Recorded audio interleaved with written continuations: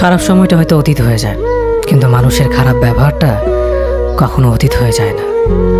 শুধু নিজে থেকে কথা বলা বন্ধ করে দেখো, দেখবে অনেক আপনজন পর হয়ে যাবে। আসলে কেউ আপন হয় না।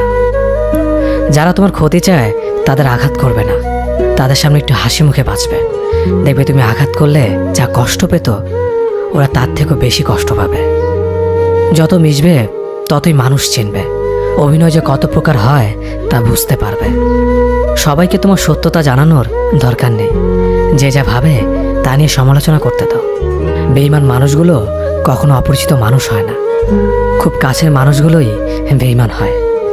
মানুষ চেনা শুরু করলে এমনিতেই বন্ধুর সংখ্যা কমে যাবে, এটাই বাস্তব।